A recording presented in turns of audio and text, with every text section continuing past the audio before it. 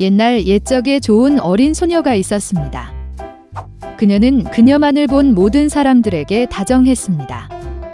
그러나 그녀는 사랑하는 손녀에게 무엇을 줄지조차 몰랐던 할머니에게 가장 사랑스럽고 소중한 사람이었습니다.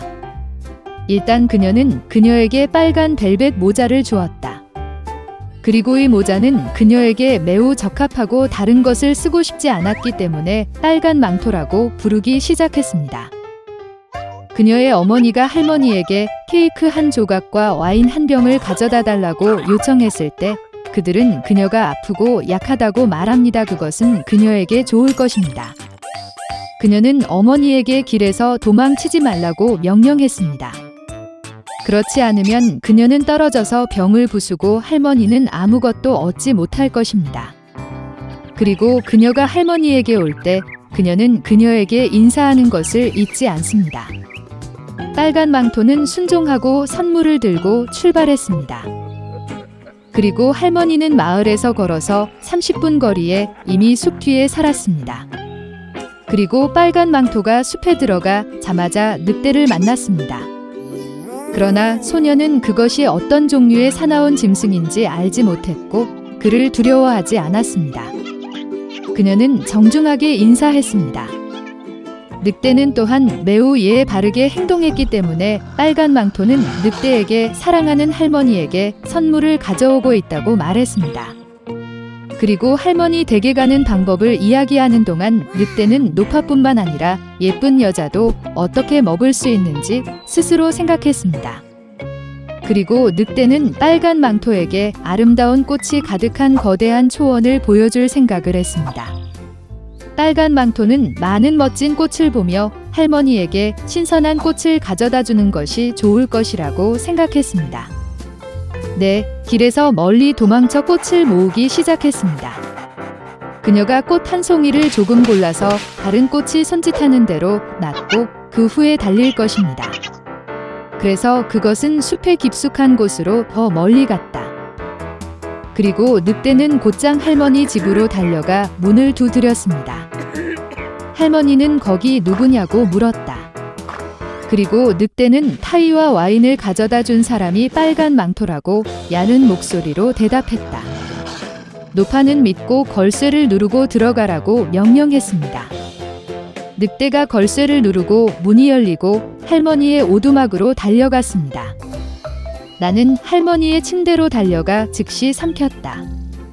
그런 다음 그는 할머니의 드레스와 모자를 머리에 쓰고 잠자리에 들고 기다렸습니다. 그러는 동안 빨간 망토는 달려가 꽃을 쫓아다녔고 꽃을 챙길 수 있는 만큼 꽃을 모았을 때 다시 할머니에 대해 생각하고 집으로 갔다.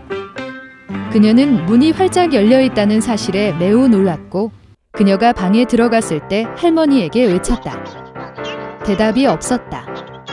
손녀가 침대로 올라와서 보았습니다. 할머니는 누워 있으셨고 그녀는 코에 모자를 씌웠습니다. 빨간 망토는 할머니가 왜 그렇게 큰 귀를 가졌는지 당황하게 물었다. 그리고 늑대는 할머니의 목소리로 대답했습니다. 그러자 빨간 망토는 할머니가 왜 그렇게 큰 눈을 가졌는지 물었습니다. 당신을 더 잘 보기 위해 늑대가 대답했습니다.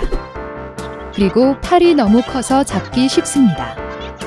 그리고 빨간 망토가 늑대의 입을 보고 할머니가 왜 그렇게 끔찍한 큰 입을 가졌는지 물었을 때 늑대가 그녀에게 쿵쿵 소리를 지르며 비명을 질렀습니다. 그리고 그가 담요 아래에서 튀어나와 가난한 소녀를 삼킨 방법. 이런 식으로 충분히 먹은 늑대는 다시 잠자리에 들고 잠이 들었고 가능한 한만이 코를 골기 시작했습니다. 그때 한 사냥꾼이 할머니 댁을 지나가고 있었는데 코골이 소리가 들리더니 할머니에게 무슨 일이 있었는지 궁금해했습니다. 그는 집에 들어가 침대로 가서 늑대가 그곳에서 자고 있는 것을 보았습니다. 그리고 그는 이 악당을 오랫동안 사냥해왔습니다. 그는 총으로 그를 죽이고 싶었지만 늑대가 아마도 그의 할머니를 삼켜버렸고 그녀는 여전히 구할 수 있다고 생각했습니다. 그래서 그는 쏘지 않고 늑대의 입을 크게 벌리고 빨간 모자가 번쩍이는 것을 보았습니다. 한 소녀가 입에서 튀어나와 할머니가 아직 거기에 있다고 말했습니다. 사냥꾼은 늑대의 입을 더 크게 벌렸고 늙은 할머니는 어떻게든 빨간 망토 뒤로 빠져나갈 수 있었습니다. 그들은 기뻐했고 사냥꾼에게 포옹하고 감사하기 시작했습니다. 그들은 교활한 늑대에게 교훈을 주기로 결정했습니다.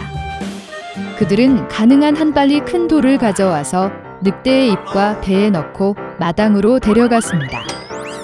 늑대가 깨어났을 때 사냥꾼을 보고 도망가려고 했지만 돌의 짐을 견디지 못하고 땅에 떨어졌습니다. 이것은 세 사람 모두를 기쁘게 했고 늑대는 일어나서 그 무거운 배를 어두운 숲으로 간신히 끌어들였습니다. 그들은 그를 다시는 보지 못했습니다. 이것이 그들이 교활한 늑대에게 교훈을 준 방법이며 빨간 망토는 다시는 어머니의 명령에 불복종하지 않기로 결정했습니다. 옛날 옛적에 어린 소녀가 있었다. 그녀의 이름은 하이디였습니다. 하이디의 부모는 죽었고 디트 이모가 그녀를 돌보았습니다. 그러나 어느 날 그녀는 그 소녀를 할아버지에게 데려가야 했습니다. 그는 산속의 작은 집에서 살았기 때문에 말이 많지 않았습니다. 이모는 다른 도시에서 일자리를 찾았기 때문에 한동안 할아버지와 함께 소녀를 떠나야 했습니다. 아투스의 할아버지는 사람과 멀리 떨어져 혼자 사는데 익숙합니다. 따라서 그는 손녀에게 매우 만족했지만 그것을 보여주는 방법을 몰랐습니다. 노인은 그녀를 위해 다락방에 작은 방을 마련했습니다. 하이디는 첫눈에 할아버지와 사랑에 빠졌습니다. 산에서의 멋진 삶이 그녀를 위해 시작되었습니다. 도착 다음 날 하이디는 할아버지의 거대한 개를 만났습니다. 그녀는 모든 자유시간을 그와 함께 보냈습니다. 어느 날 언덕에서 개를 걷다가 초원에서 양을 돌보고 있는 베드로 목자를 만났습니다. 아이들은 친구가 되었고 피터는 하이디를 데리고 산에서 산책하기 시작했습니다. 하루 종일 장난치는 하이디는 정말 행복하다고 느꼈다. 동시에 그녀는 할아버지를 결코 잊지 않았으며 모든 일에서 그녀는 집 주변에서 그를 도왔습니다. 그녀가 가장 좋아하는 것 중 하나는 빵을 굽는 것입니다. 하이디는 그것을 피터의 엄마에게 가져왔고 그녀는 차례로 소녀에게 신선한 염소 우유를 주었습니다. 여름이 끝나고 겨울이 왔습니다. 피터는 학교에 가기 시작했습니다. 그러나 하이디는 학교에 가기에는 아직 너무 어렸다. 따라서 디트 이모는 소녀를 도시로 데려가 퇴근 후 집에서 가르치기 위해 돌아왔습니다. 아투스의 할아버지는 매우 화가 났지만 여전히 손녀가 읽고 쓰는 법을 배울 수 있도록 손녀를 보내주셨습니다. 하이디도 매우 화가 났지만 이모는 곧 산으로 그녀를 돌려보내겠다고 약속했습니다. 도시에 도착한 이모는 소녀를 크고 아름다운 집으로 데려갔습니다. 그곳에서 하이디는 클라라 소녀를 만났습니다. 그녀는 어린 시절에 겪은 사고로 인해 걸을 수 없었고 의자에서 움직였습니다. 렌트는 친구가 없었기 때문에 클레러와 함께하기 위해 하이디를 집으로 데려왔습니다. 소녀들은 잘 지내고 진정한 친구가 되었습니다. 클라라는 하이디가 읽고 쓰는 법을 배우도록 도왔습니다. 새로운 장소에 익숙해진 소녀는 자유로워지기 시작했습니다. 클라라는 그녀에게 매우 애착을 갖게 되었습니다. 그러나 하이디는 산과 할아버지를 정말 그리워했습니다. 그녀는 꿈꾸는 모든 것을 가지고 있었지만 그녀는 황금 세장에 있는 것처럼 느꼈습니다. 그녀는 심지어 식사를 중단했습니다.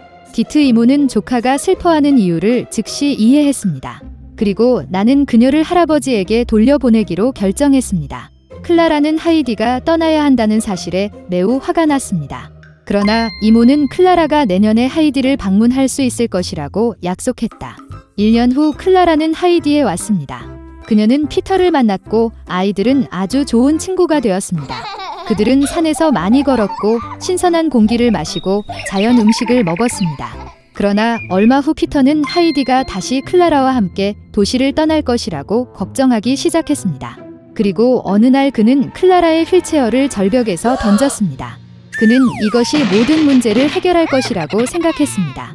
그러나 휠체어가 없었고 신선한 산 공기 덕분에 클라라는 훨씬 강해졌습니다. 그리고 잠시 후 그녀는 전혀 걸을 수 있었습니다. 디트 이모는 그녀의 눈을 믿을 수 없었습니다. 그리고 베드로는 그의 행동을 매우 부끄럽게 느꼈습니다. 그는 클라라의 휠체어를 절벽에서 던졌다고 인정했습니다. 물론 소녀들은 그를 용서했습니다. 그리고 아이들의 행복한 우정은 평생 보존되었습니다.